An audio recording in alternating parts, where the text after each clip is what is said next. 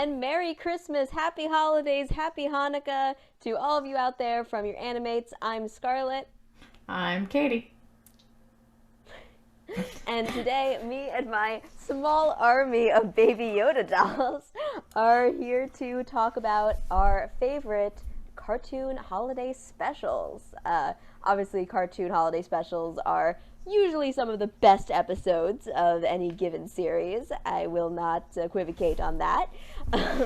So we're excited to chat about some of our favorites, most memorable, the ones that whenever we think of the holiday season, we think about. Katie, do you have any place to start us off? Last week I feel like we talked about one of my favorites. I love the first SpongeBob Christmas episode where they first learn about Christmas. It's sweet. After you mentioned it last week, I did go back and watch it.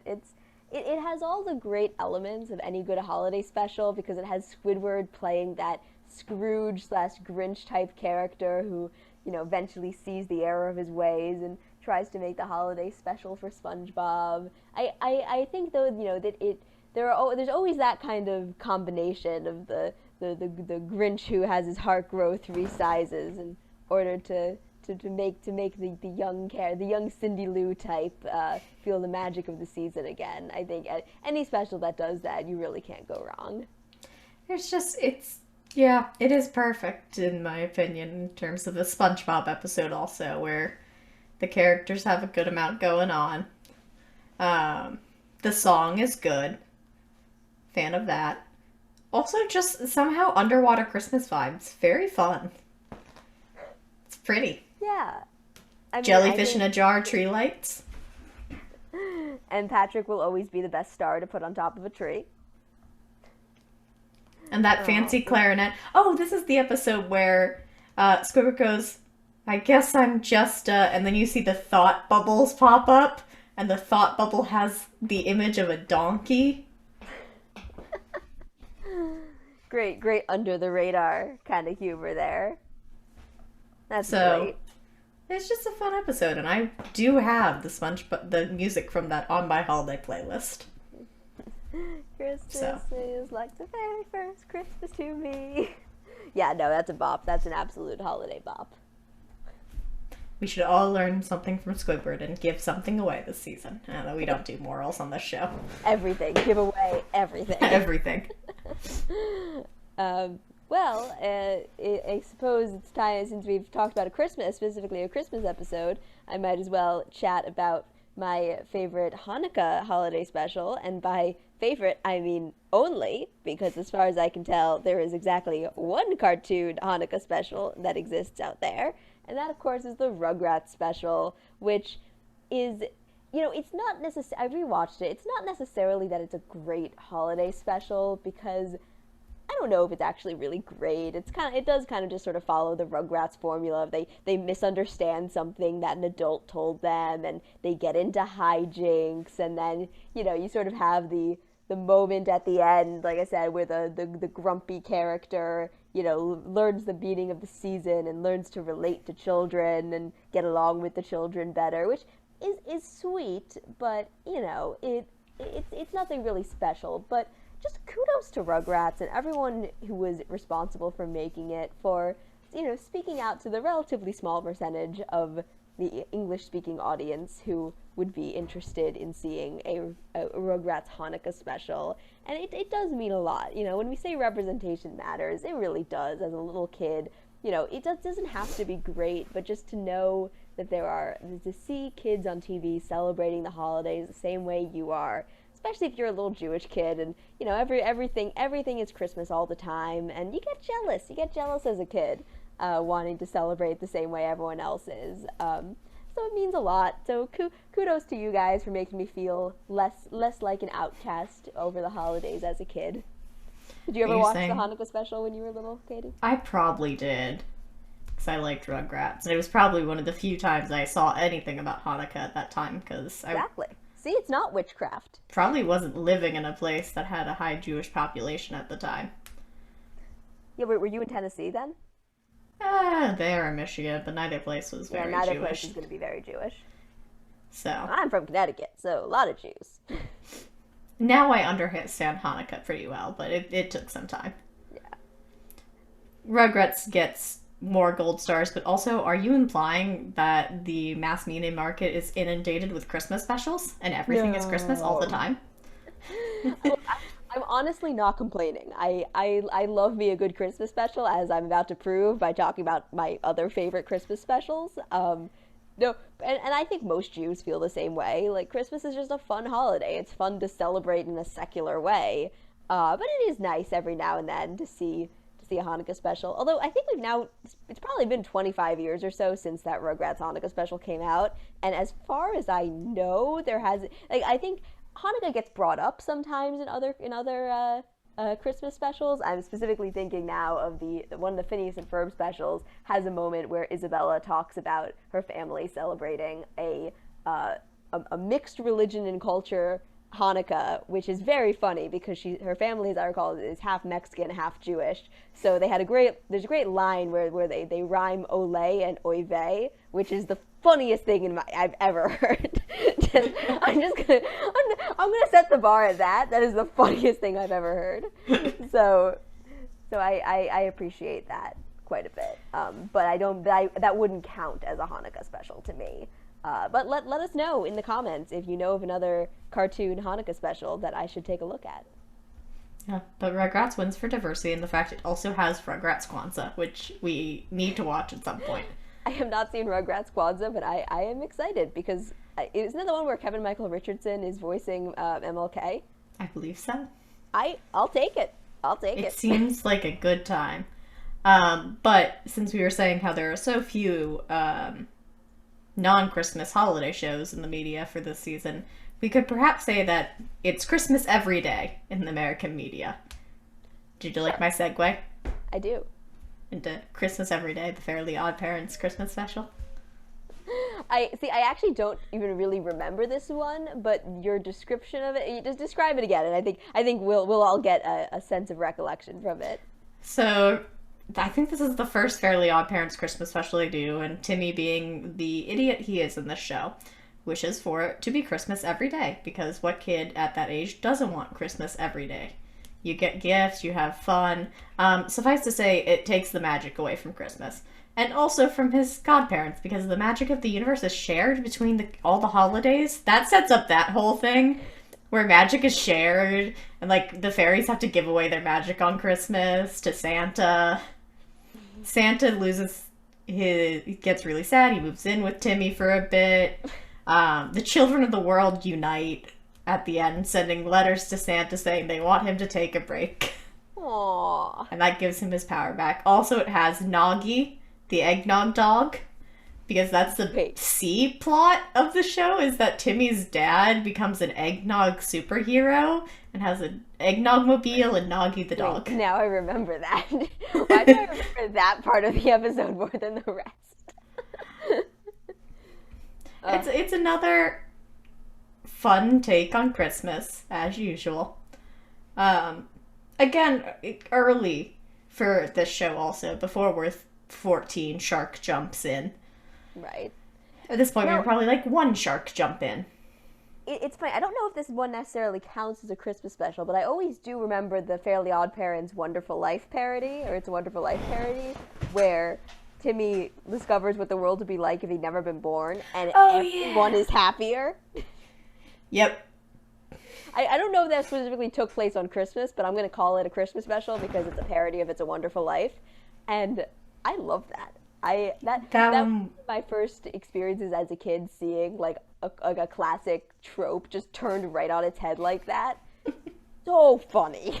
That's also a good one, and you're right, it's probably not a Christmas special, but we will count it in this. I'm gonna count it. I will count it more than I count the live-action Fairly Odd Parents Christmas movie, which I did happen to turn on the other day, and did happen to try to watch some of. It's Drake Bell and What's-Her-Face. I can't remember her name.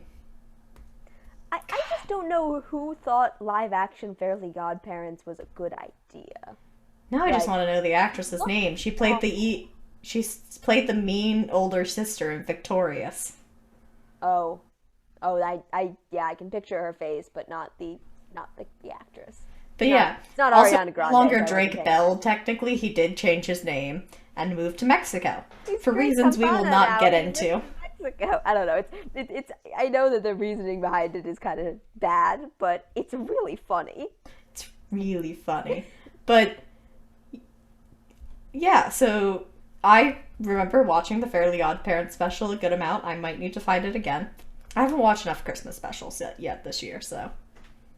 No, yeah, no. I need to up my Christmas special game, which is a perfect segue into my Christmas tradition, which is to watch Simpsons Christmas specials because The Simpsons has a lot of Christmas specials. Their first ever episode was a Christmas special, and the first season of any show is usually pretty rough, and first episodes are especially so. But I give the Simpsons really major kudos that even if I don't generally watch most episodes of the first season over again because they look terrible and aren't funny for the most part. There's some good moments, but they're not good episodes. I will say the Christmas special, that first ever aired Simpsons episode, holds up really nicely. If you haven't seen it yet, I would check it out. I know technically The Simpsons is adult animation, but it's really good for all ages. I think I started watching The Simpsons when I was 8 or 9 years old, and there's so much heart in that first episode. Basically, the premise is that Homer finds out that he's not getting his Christmas bonus for Christmas that year, and the whole family has already spent their Christmas savings on removing Bart's tattoo, which he got supposedly as a present for his mother because it said mother, which classic Bart Simpson stupidity. But he has to find his way to make work as a mall Santa, and that doesn't work out. He gets fired. He ends up going to the racetrack with Bart on Christmas Eve to try to bet on the dog racing to try to make money. Doesn't work because the dog he bet on, Santa's little helper, was a total loser. But because Santa's little helper lost, his real owner kicks him out, and the Simpsons take in the loser dog and decide that that's the perfect Christmas for the Simpsons because they got a loser dog who's just as pathetic as the rest of the family, which is such a twisted form of heartwarming that every time I see it, every time, every holiday season, it warms my heart because I think all of us try to have a perfect Christmas every year or a perfect holiday every year, and it's never perfect. It's usually something goes wrong. It's not as good as our recollections of our childhood Christmases are. But sometimes it doesn't have to be a perfect holiday. It just has to be perfect for your family. So if you're a loser family like The Simpsons, getting a loser greyhound from the greyhound racetrack on Christmas Eve is the perfect Christmas. And that's exactly what the Simpsons kids think at the end. They don't feel any, regrets to their father for basically ruining Christmas for them, or to Bart for ruining Christmas. At the end of the day, what matters is that they're a family, and they got a dog, which is awesome. And that dog, of course, sticks around for the whole series, which is great. You love seeing something that's introduced basically as a plot element actually stick around for the whole time. So that's probably, if that's not my favorite Christmas special, it's definitely the one that I think of most when I think of holiday specials.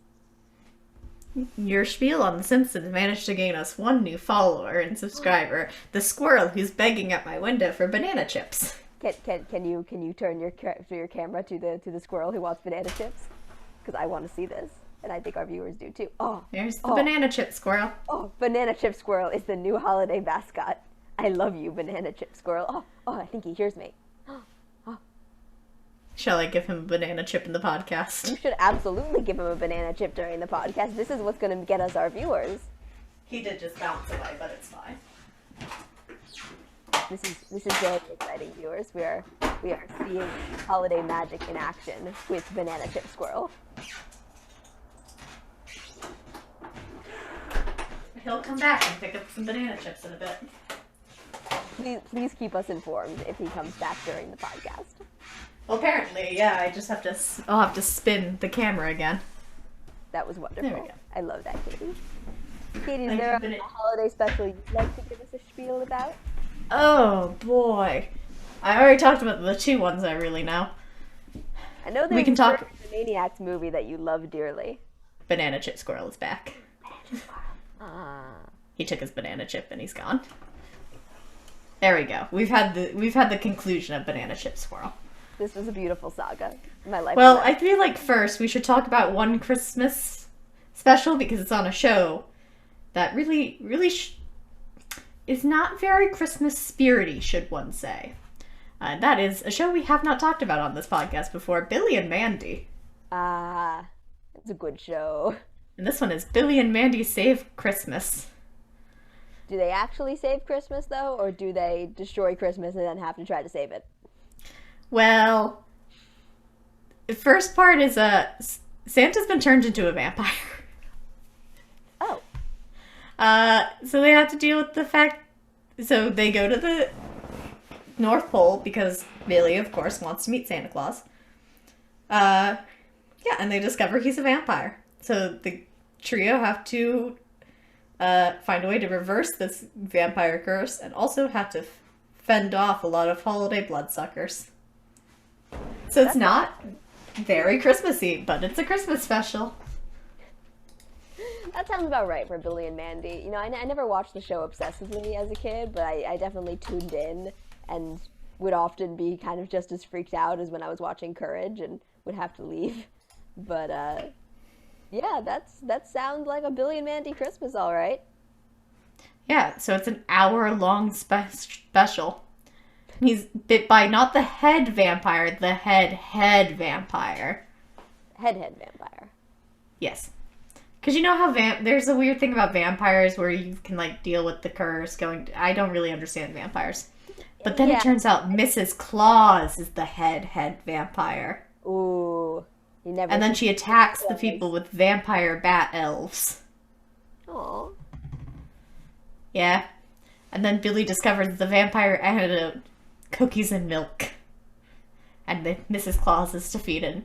Santa is saved. And Christmas is saved. Yeah. Grim gets a new scythe for Christmas. Mandy gets coal. And Billy becomes one of the reindeers to help Santa travel around the world. One of the reindeers? Yep. Yep. Okay. He becomes the reindeer. All right. It's really not very Christmassy, but I remember it decently now that I've talked about it. I mean, I think that's the beauty of cartoon holiday specials is that they're often not very traditional Christmassy, but they still can give you that warm feeling, and it's still great. I have the warm, cozy feeling that I know I can defeat Santa, Vampire, Claus, with cookies and milk, and I make some good cookies. You do. Thank you. All right. Do you have another one?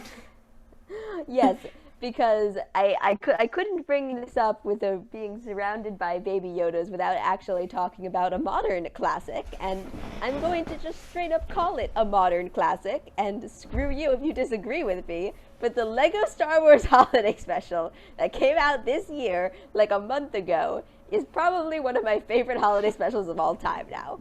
I like it especially because it is sort of redeeming, sort of what is considered the worst holiday special of all time, the Star Wars Holiday Special from 1978. I want to say it was like a year after maybe it was 77 after the original Star Wars. I don't know. Late 70s. It's the worst thing ever. Do not recommend watching it. But the Lego Star Wars Holiday Special is, again, it's not so much that it really captures the spirit of the holiday because, you know, they're in a space, so they're celebrating Life Day, not Christmas. But it has such a great sense of humor about what it is as Star Wars, and comes in with a really great heart that, quite frankly, I think was kind of missing from a lot of the sequels.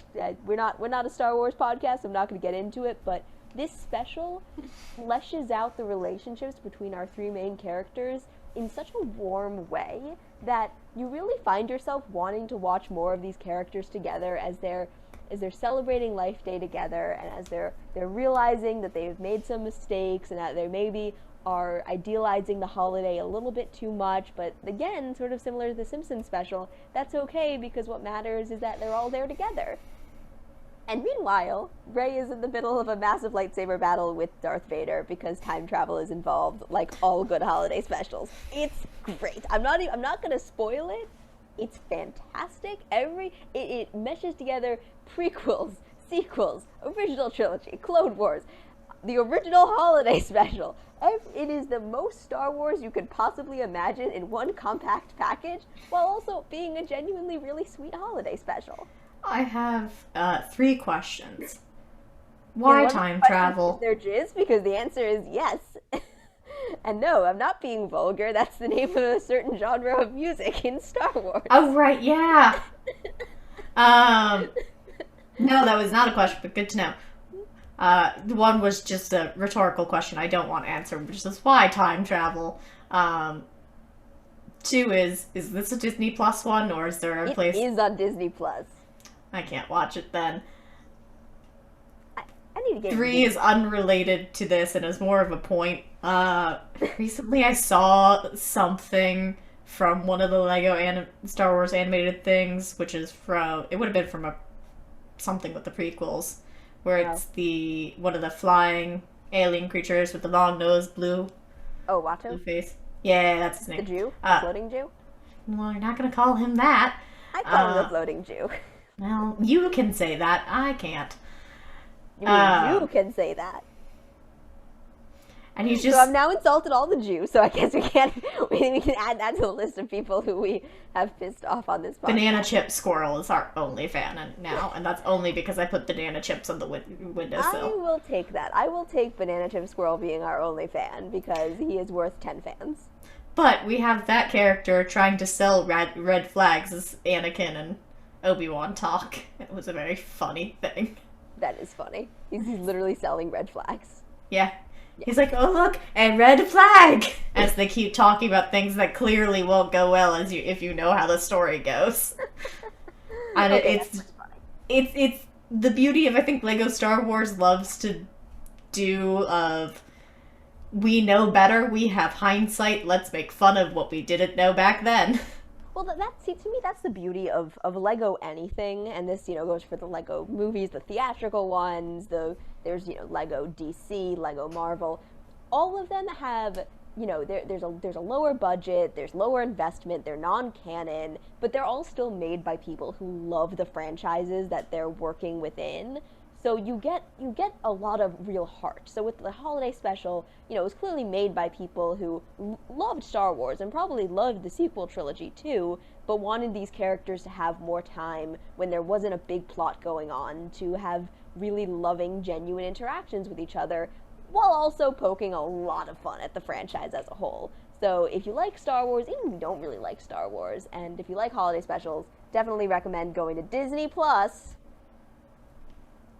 and watching the Lego Star Wars Holiday Special. Get Disney Plus. What? We have segued into Star Wars specials real fast. This is when I will also say I have a weird love of the Phineas and Ferb Star Wars stuff. Thank you. Okay, yeah, we've kind of veered off, but oh my god, how great is Phineas and Ferb Star Wars? It's so good. There's so much going on. You have to watch it to get the amount of fun. I just stumbled into it because the songs were on YouTube, and I went, this is a thing? And then I stole my roommate's Disney Plus one day and forced us all to watch the whole thing. I think we had more fun with it than we expected. It's way better than it has any right to be. I'm not gonna lie, I think it's my third favorite piece of Star Wars media as a whole, which means, like, my list of things about Star Wars I like now goes Empire Strikes Back, A New Hope, Phineas and Ferb Star Wars. Like, I like it more than Last Jedi. Okay, but doesn't the Lego Star Wars Holiday Special go up higher? Where's that? It's there. I think it's right below Last Jedi for me. Okay. It's there. It's just, we need to do a Phineas and Ferb show, I think, is what we've discovered. We haven't definitely really talked about it. We haven't done a retrospective on a Disney Channel show yet, and Phineas and Ferb is unbelievably good. Stay tuned for that. Stay tuned for that. In the meantime, Katie, do you have another holiday special you want to chat with us about? Is this just when we get into Animaniacs and I think we should. I think our grand finale, we're talking about Animaniacs. So Animaniacs has a significant handful of holiday things for Christmas. No Hanukkah. Sorry, I'm knocking over all my Baby Yodas trying to get comfortable. My foot fell asleep. Not Roku. Not Rook. I named all my Yoda dolls. So this is Grogu, and this is Globe Goo, And this is Roku. There's um, ungainly pile of just baby Yodas behind me now. and one of the things could be classified as Wacko's Wish, We which love Wacko's Wish. we do. I've seen it twice now. We forced our friends to watch it.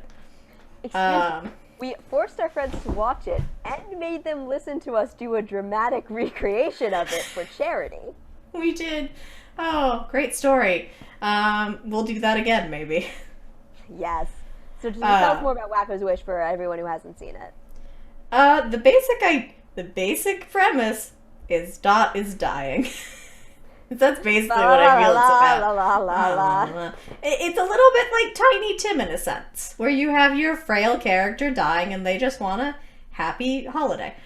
But then they go on a giant quest so Wacko can get a wish from a shooting star. Because they have to find where the star fell. And another person's hunting them down for the star. I forget why he wants it. He's just mean. He's the ruler of TikTokia who took over from the Warners. Get it? It's like when Time took over Warner Brothers in the 90s. Mm-hmm. So that happens. They get caught. You didn't get that joke as a child. I will spoil this movie from 1997. You spoiled this 1997 movie. Was it 97? It might be even earlier.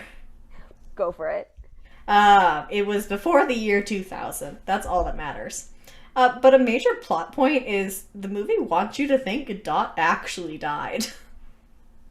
Yep. It's very tragic, very sad, and then you realize it's just the Warners, so nothing's real. We're spoiling it anyway. Tell our viewers what her actual condition is that made you think that she was dying. I don't remember that much detail. Oh. Well, it is revealed that the condition that she has that she needs to be cured from is that she wants a beauty spot on her face. Oh, yep. She wants plastic surgery to put a beauty spot on her face, which is not revealed that that's the thing that she is dying of until after we think she's already dead, and then it's revealed that no, we managed to save her in time, we're going to get her the cure. And again, the cure is that she's just slightly cuter because she has a beauty spot now. It's a nonsense film that's enjoyable for an hour. First scenes of the movie, you have Yakko tucking in a coughing frail Dot into bed and telling her a truly tear-jerking story about their dead parents who used to tell them this bedtime story before they went to bed, literally played completely straight. As straight as you could possibly imagine. You would never expect from the Animaniacs. And they play such a long game. Because ordinarily that's the kind of Animaniacs joke you would have in like a 3-minute segment, and it would be like, okay, like they bait you along for a minute and a half and then there's a reveal. They bait you along for an hour and a half in this one. It's unbelievable. And we've watched a lot of Animaniacs, and yet somehow we didn't catch on. Because they did such a good job at convincing us that there's nothing to catch on to. The first, 40 minutes of this movie is relatively straight, and then they go into some more slapstick wackiness later on. But, it kind of reads as, almost a Disney movie in the first 40 minutes, which is wild. But, while it's not a 100% Christmas movie, because I don't think it's set other than winter. It's a winter. It does read reminiscent of things in the holiday season, like I said, with Tiny Tim. Just that sad holiday spirit, where you're like, things can get better with the magic of Christmas, or as we could say now, the magic of commercialization. Commercialization. Yeah, exactly. It definitely feels like it could be a holiday special. The coloring, there's a lot of the stuff about the star in sort of the same way as, they're following this path of the star in a similar way to, the nativity or whatever. It's very Christmassy. And I think Katie is laughing because I've now reminded them of when the Warners did do the nativity. They did do that. Would They you did like to that tell? very straight. Is that Little Drummer Warner? I Is believe that it is Little Drummer Warner's. That is just a straight It's nativity. just the straight telling of the story of the birth of Jesus. That's all it is. There's no comedy. There's no really Warner's dot on it. I mean, what sort of happens is it goes on. The only thread tying it together is that the Warners are singing Little Drummer Boy, but they are. It's not like it's a parody version of Little Drummer Boy. It is just Little Drummer Boy. And toward the end, they bring it up tempo and it's jazzier and the characters are dancing along. But like, it's not like they're making fun of Little Drummer Boy. It's like if there's anything to make fun, it's kind of that '90s type thing where, oh, you think we're doing a regular version of this song, but we're making it cool. Like that. They're That's making kind of it the jazz. You like Yeah. jazz, kids? Whenever I think of that, I think of that as kind of like the Buffy theme song, where like it starts off as like being like spooky, and then they have like a record scratch, and it's a rock song now. Like that's such a '90s thing. Like that was. Can we just talk about how that was a whole thing in the '90s, where it's like this isn't your grandmother's such and such. This is for the '90s. Like that was just a thing back then. Oh, absolutely. It was lame to be traditional. But yeah, the Warners did something we never expected from them, which was be straight, non-comedic, really. I do have to admire, in many ways, the ballsiness of it, and I know this is going to come across weird, given that I spent the first part of this episode praising Rugrats for talking about Hanukkah when everyone was talking about Christmas, but most Christmas specials, even by that point, were becoming aware that it's not just Christmas is the end-all, be-all, and they sort of were celebrating it in a more secular way. You know, Christmas specials, holiday specials, they didn't really talk about the story behind, the religious story behind Christmas. So it kind of, kudos to Animaniacs for being truly subversive in ways that I think, as we discussed, the reboot didn't really have, it didn't quite meet that expectation. They sort of had a lot of easy shots, but I think they must have known how controversial it would have been even then to just tell the nativity in a really straight way, and they just wanted to tell the sweet story of the nativity without getting into it wasn't like they were throwing religion down your throats or anything, but the fact that they were willing to say, okay, we're gonna talk about the religious aspects of this holiday, I think is really surprising for an animated show, and they did it in a really wonderful way. The animation on the sequence is gorgeous. I just love how you made a complete 180 on this segment, because you did not like it when we first saw it. It is true, and that's because I was kind of baffled watching it for the first time. I was waiting for the joke. I was surprised that Animaniacs would do it. I honestly was a little bit offended. I'll come out and say it. I think at first watch I was slightly offended that my nice Animaniacs, my wacky show, would take such a hard turn into Christian religion. But the more I thought about it, the more I recognized that just because it was different from what I expect from what a cartoon holiday special doesn't mean it's bad. And in fact, on rewatch, it is quite good. So if you would like to rewatch it, if we've inspired you, it's on Hulu. Enjoy Like it. most good cartoons, for some reason. I don't know why Hulu has all of them, but always check Hulu. Oh, always check Hulu until the streaming wars intensify and the cartoons are dispersed into the wind. I mean, I assume at one point all of our beloved Animaniacs will make their way to HBO Max. Probably.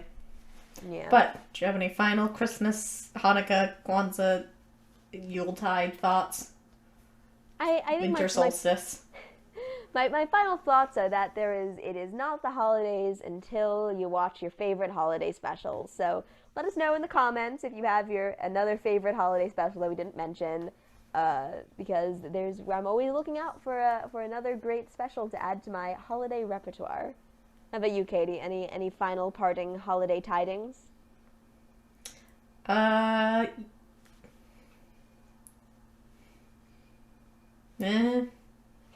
I still don't know how it's December. Time is meaningless now. Maybe we're the ones in TikTokia who have been taken over by time. Also, not cartoon specials, but I will forever love all the bad animated holiday specials. Oh, like the Rankin Bass Year Without a Santa Claus, Rudolph the Red-Nosed Reindeer. Yeah. They scared the heck out of me when I was a kid. So good. Well, watch those if you want, or watch the Lego Star Wars Holiday Special if you want something a little more fancy and modern. And this podcast will keep putting one foot in front of the other and trying to march forward. In front of the other. All right, and with that, we are your Animates. I'm Scarlett. I'm Katie. And good night, everybody. Do it better than me. Good night, everybody.